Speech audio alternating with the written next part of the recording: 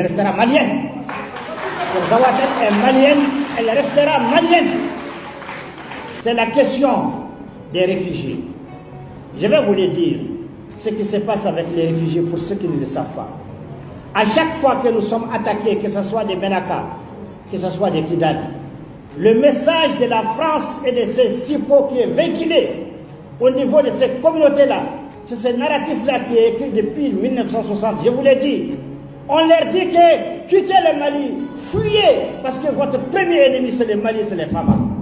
C'est ça le narratif que la France a construit depuis 60 ans. Et ce narratif-là, nous allons le casser. Nous allons le casser pour que les gens comprennent que non, l'ennemi c'est eux, c'est pas le Mali. L'ennemi c'est eux, c'est pas le Mali.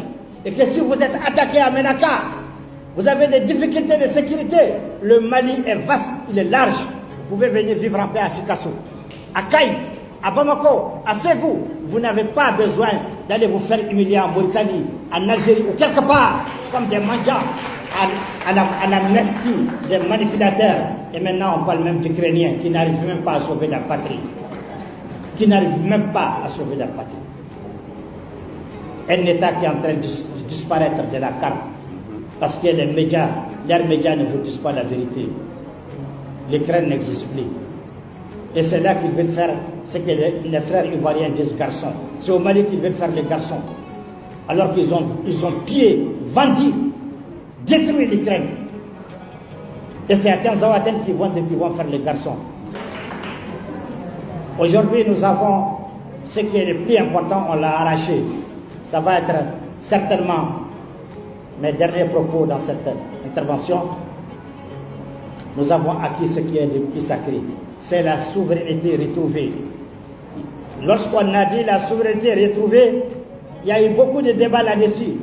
Mais ces débats, dans le sens négatif, sont animés par ceux qui ne sont pas de bonne foi. Sinon, la souveraineté retrouvée, la définition est simple. Vous êtes souverain lorsque vous avez la capacité, la possibilité de décider par vous-même sans demander la permission à quelqu'un.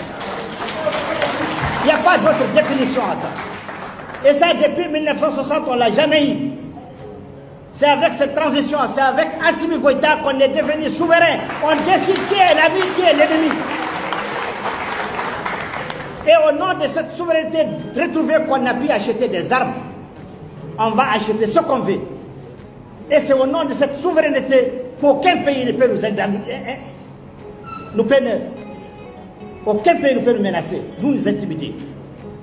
Parce que nous avons tout ce qui fait d'un État une puissance. La terre est riche, le sol est riche, le sous-sol est riche, le soleil c'est à 50 degrés. On a tout. Et on a le pouvoir de décider sans demander la permission. Alors, on cherche quoi d'autre? Assumons-nous. Alors je termine par dire, vive la transition, vive le Malikoura.